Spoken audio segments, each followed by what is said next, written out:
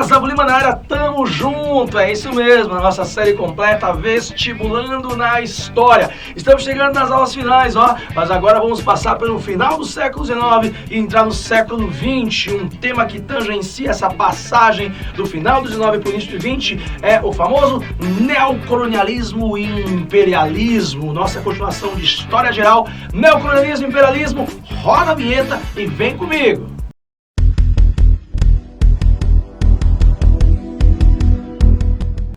Pessoal, é o seguinte, tema muito importante, porque é a passagem do século XIX para o século XX. Nós vamos chamar isso de a Era dos Impérios, o imperialismo e o neocolonialismo. Para você entender bem essa aula, pessoal, é um assunto que é um dos principais antecedentes da Primeira Guerra Mundial, né? Nós estamos falando também de um contexto. Então eu divido essa aula aqui em 3 tópicos que são muito cobrados aí no seu vestibular, no Enem, no entendimento como todo do tema chamado neocolonialismo e imperialismo. Primeira parte, a gente entendeu o que, pessoal? Um contexto. Nesse contexto, nós temos a ideia, o final do século XIX e o início do século XX. Alguns chamam isso, pessoal, de a grande Era do Capital, ou La Belle Époque. La Belle Époque, em francês, pega entre 1870 até 1914. Por que nós temos essa ideia de uma grande época? Uma época de paz, porque a última grande guerra europeia tinha sido a Guerra Franco-Prussiana. Está lá na aula de revoluções do século XIX, a formação da Alemanha.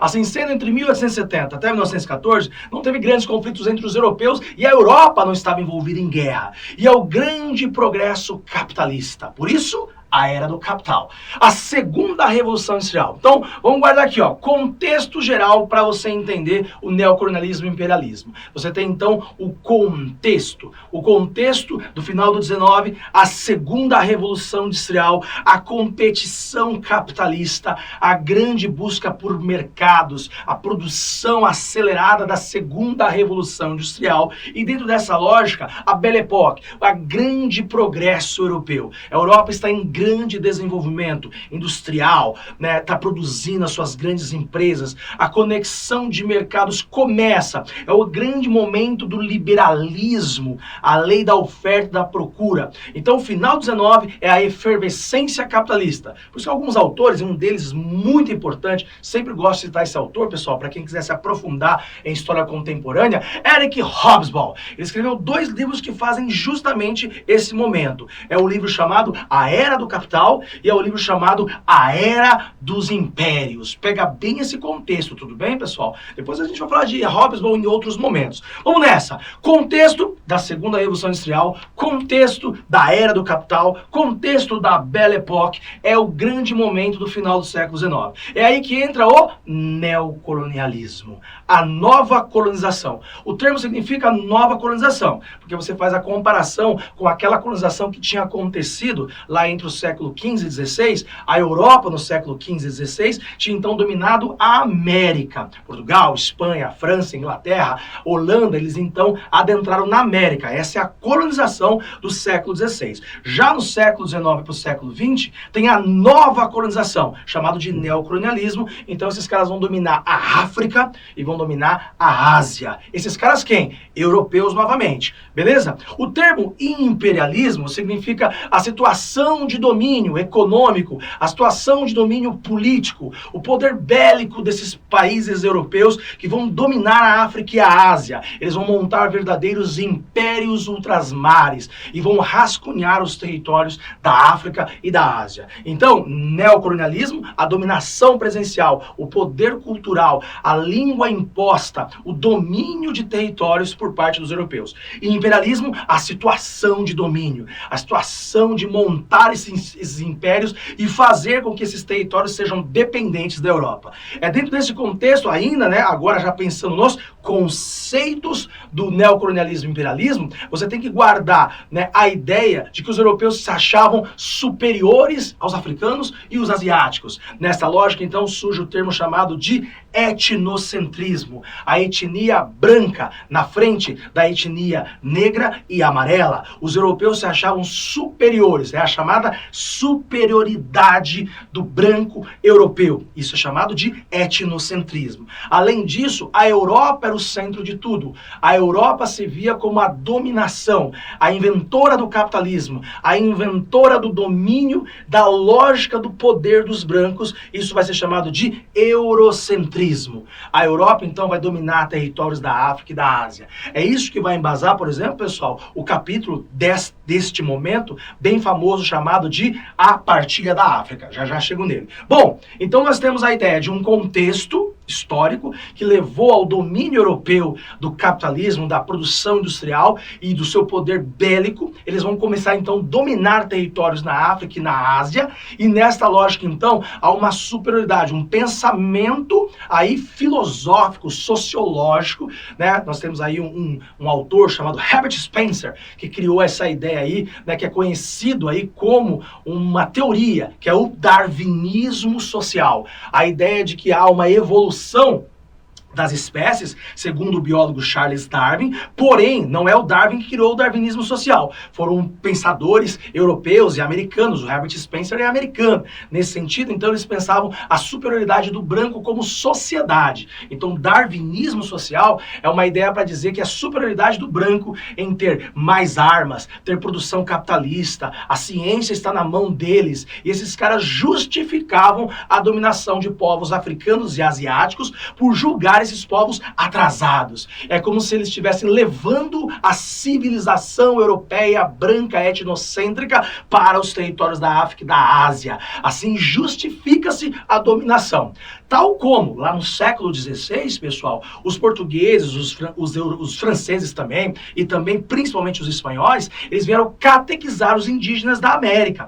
Nesse sentido, eles estavam levando a civilização cristã para a América. No século XIX, a ciência, a superioridade branca era entendida como a evolução da sociedade. Por isso que eles justificavam as dominações de territórios africanos e asiáticos, inferiorizando esses povos. Então, a superioridade branca está dentro do conceito de darwinismo social. Além disso, quais motivos também para dominar territórios da África e da Ásia, ainda nos seus aspectos gerais conceituais? Lembra aí que se a Europa estava numa grande competição capitalista, a Europa ficou pequena para produções da Alemanha, da França, da Inglaterra, da Bélgica, então tinha que expandir o mercado consumidor. Então, olha só, busca por mercado consumidor, anota aí, busca por mercado consumidor, os europeus então vão levar os seus produtos para a África e para a Ásia.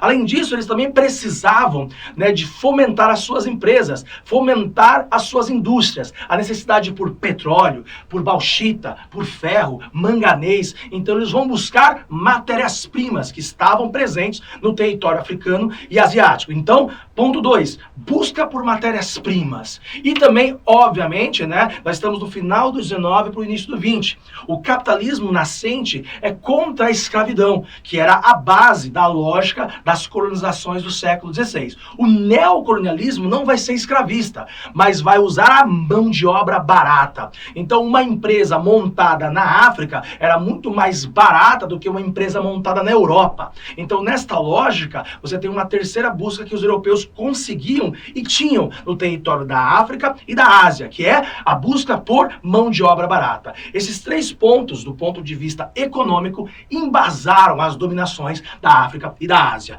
E tudo isso junto com a superioridade, da ideia de superioridade do branco europeu, vai corroborar o momento histórico. Você juntou então aí, pessoal, o contexto geral, as teorias neocolonialistas e imperialistas, e você entendeu também o motivo econômico para isso.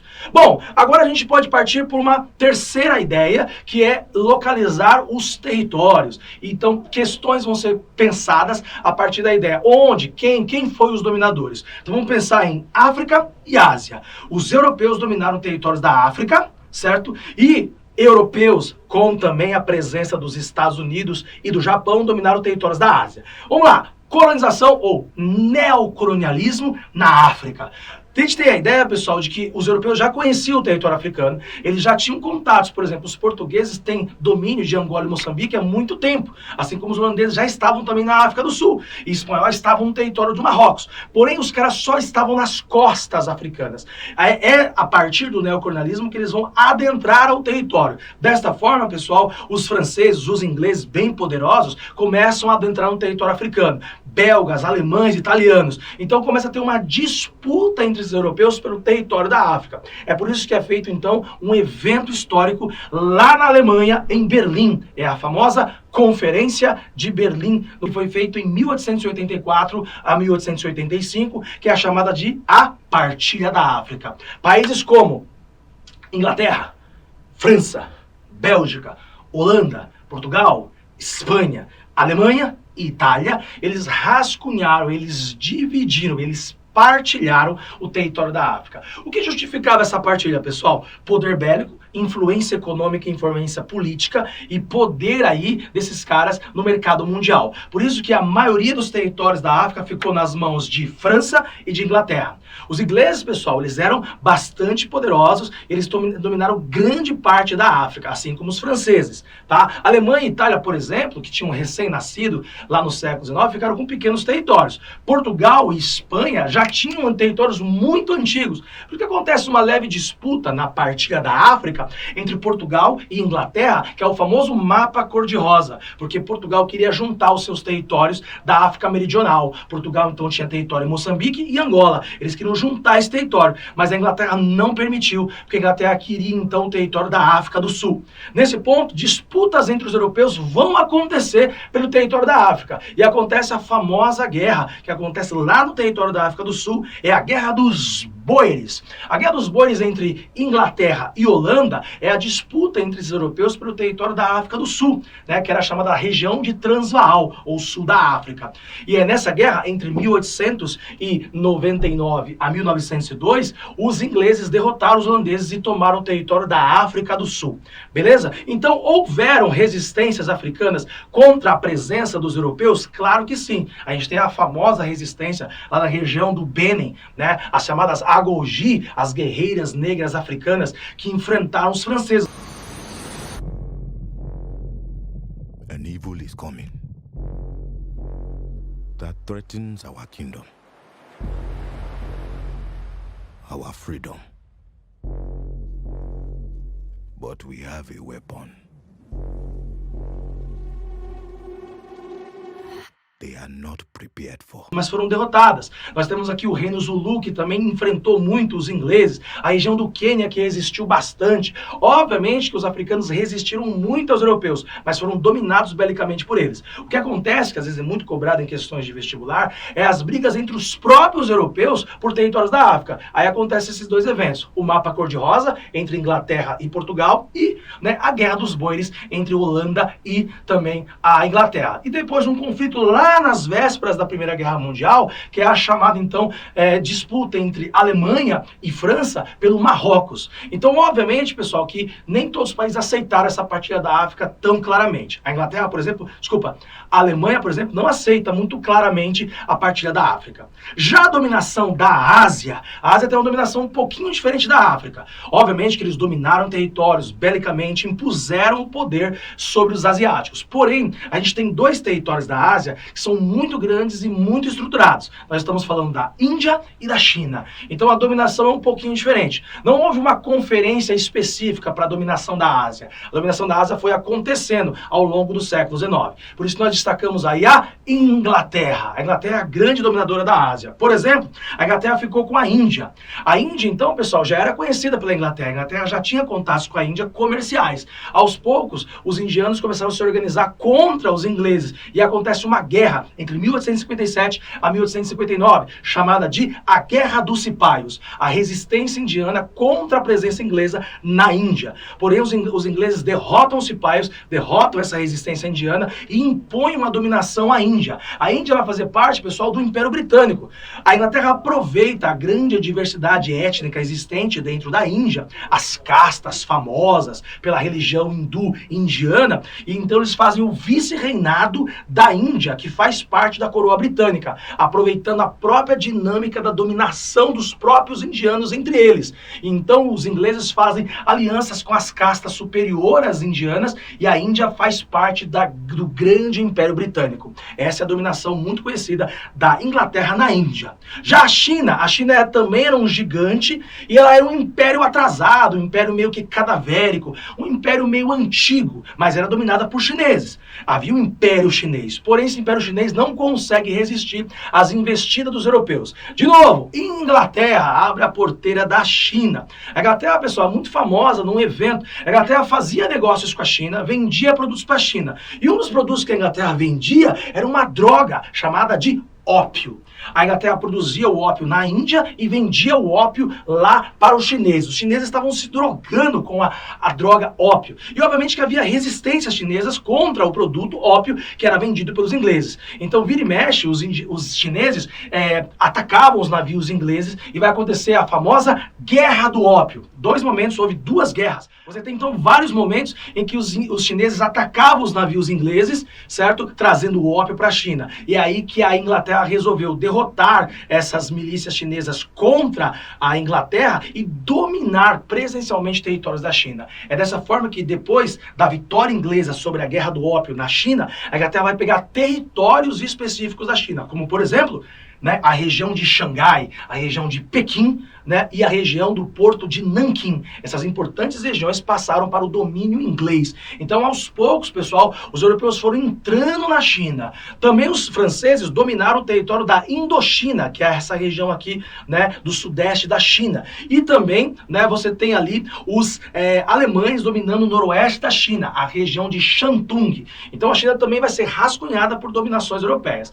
O interessante da China, pessoal, ou a interessante do neocolonialismo, imperialismo na China, é a presença de um asiático que vai se expandir nesse território. Nós estamos falando do Japão. O Japão, pessoal, tem uma história própria, a gente pode fazer uma aula completa sobre isso. O Japão tem uma revolução no século XIX, que é a chamada a Era Meiji, o imperador japonês que saiu do estado de feudalismo, economicamente falando, e partiu direto para o capitalismo, depois das aproximações que o Japão teve com a Inglaterra e os Estados Unidos. O Japão, então, vai se industrializar, o Japão vai se ocidentalizar no século XIX.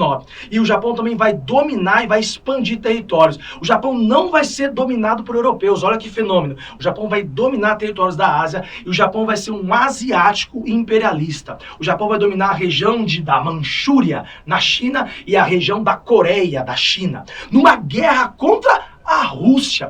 A Rússia também queria entrar nessa parada e a Rússia disputou com o Japão a região da Coreia e da Manchúria. A Rússia foi derrotada pelo Japão em 1905 na Guerra Russo-Japonesa. A Rússia é o primeiro europeu da história a ser derrotado por um país não europeu. O Japão derrotou a Rússia. Guarda isso, porque isso depois vai ter sentido com a ideia de que o Japão, depois lá no século XX, o Japão mais fascista, vai ter inimizade com a União Soviética. Tudo bem? Bom, outro país que não é europeu e também não é asiático e vai também disputar territórios da Ásia é o famoso Estados Unidos da América. Lá na aula de Estados Unidos da América, no século XIX, tivemos a política do Big Stick. Os americanos se expandiram na América e também se expandiram para a Ásia. Territórios como as Filipinas, território aí como o Havaí e várias ilhas do Pacífico passaram para a proteção americana. O Havaí é um estado americano, já as Filipinas eram um protetorado americano. E é por isso que faz sentido depois, pessoal, lá na aula de Segunda Guerra Mundial, a disputa entre Japão e Estados Unidos pelas ilhas do Pacífico, tudo bem? Então a Ásia, pessoal, foi dominada por países europeus, como por exemplo, Inglaterra, França, e a Alemanha, tá? E sem falar que na Ásia também tinha dominações portuguesas bem antigas. A região de Macau, na China, e a região, de Timor-Leste, lá na Indonésia.